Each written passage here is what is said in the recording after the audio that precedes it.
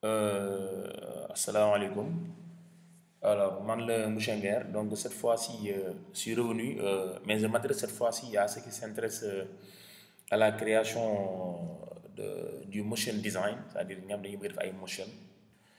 Mais juste, je voulais vous montrer un peu la puissance de Cinema 4D sur ça.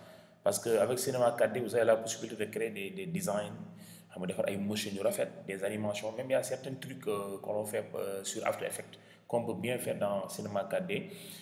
Tout va dépendre de notre niveau de maîtrise de ce logiciel. C'est ce qui importe. Je vais vous montrer quelques exemples des projets d'école quand j'étais étudiant. Des projets que notre professeur nous avait demandé de reprendre en classe et qu'on avait repris avec Cinema 4D pour montrer la puissance de ce logiciel côté motion design. Bon, ça c'est trois exemples. C'est des logiciels, c'est des animations que je suis en train moi-même de reprendre, que je suis en train de reprendre avec mes étudiants, que j'avais fait en classe avec mon professeur.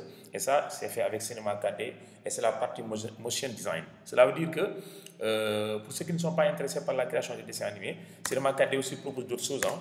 Regardez cette bouteille de canette. Ce n'est pas une image en réalité, c'est un objet 3D qu'on a fait avec Cinema 4D. Donc tout ça, c'est des choses qu'on a fait avec Cinema 4D qui sont très puissants et que nous apprenons ici à nos étudiants à FMI. Donc nos étudiants apprennent à faire ce genre d'animation, mais surtout sur Cinema 4D. Donc je vais vous montrer un peu comment fonctionne cet outil.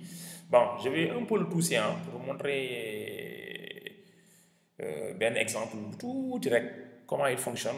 Donc là, regardez cette animation. Je vais essayer de le reprendre avec vous dans le but de vous montrer comment fonctionnent les motion design dans Cinema 4D. Vous voyez donc Ben sphère le écrasé lentement avec le temps. Alors, on va essayer de reprendre cette animation vite fait dans Cinema 4D sans perdre de temps. Alors, je vais tout annuler, hein, je vais tout supprimer. Vue, cadrage par défaut, bon, créer une sphère vite fait.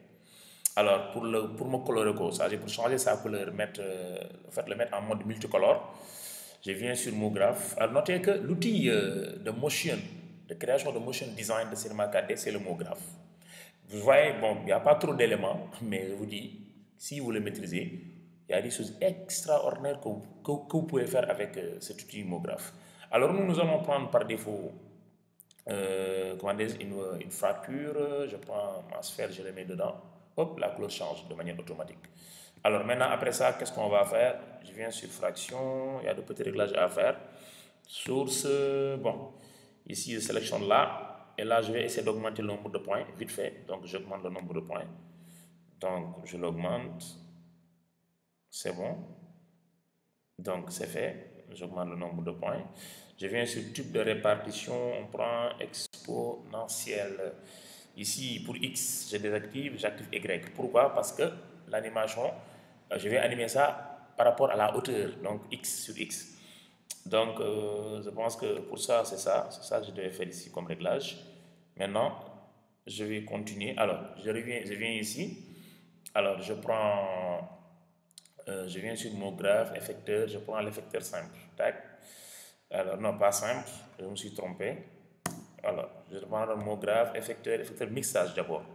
Alors, l'effecteur mixage, je sélectionne mon fracture dans effecteur, mixage dans fracture.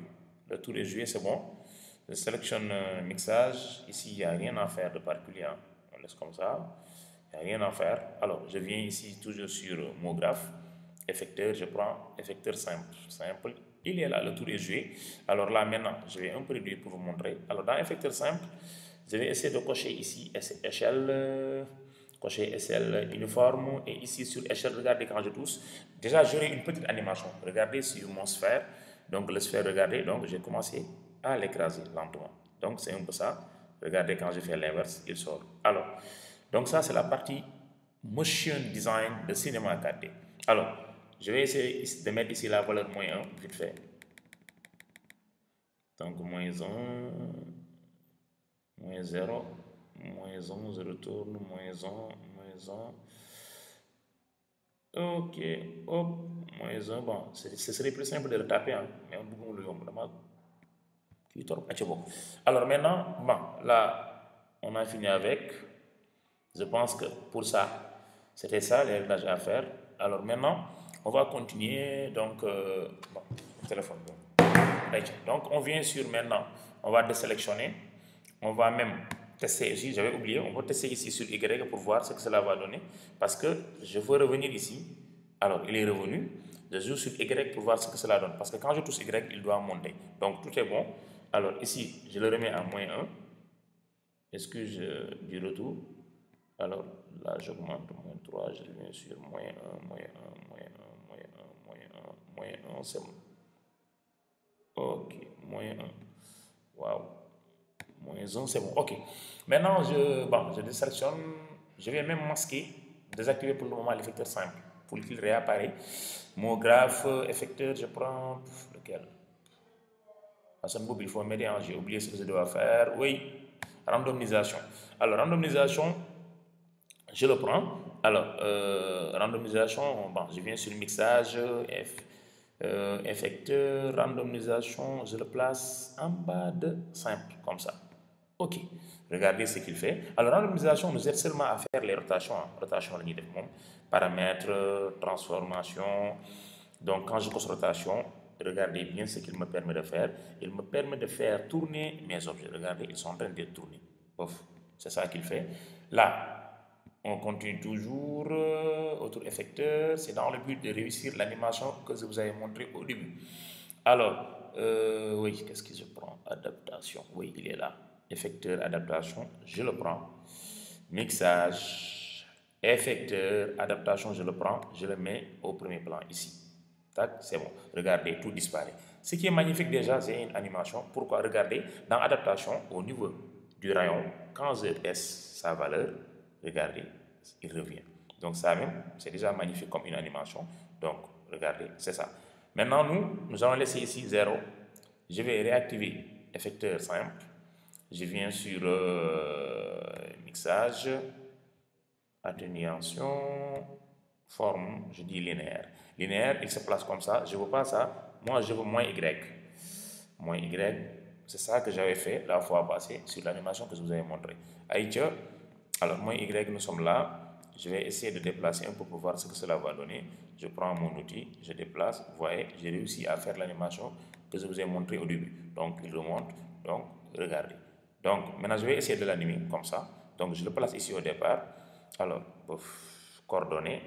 Non, je vais oublier aussi. Atténuation, je le mets à 100% pour que ça soit beaucoup plus fluide. Alors, j'active, oui, coordonnées. Par rapport à Y, je crée une image clé.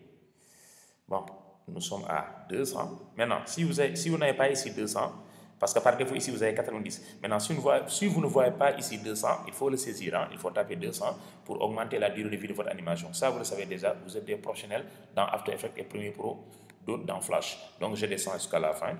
Je crée ici une autre image clé directement. Et là, quand je retourne en arrière et que je dis play, regardez, je viens de créer l'animation que je vous avais montré au début. Donc, c'est ça, Cinema 4D, sa puissance côté mot graphe. Merci. Et ça, ce n'est qu'une démonstration, une petite même. Merci beaucoup. À la prochaine.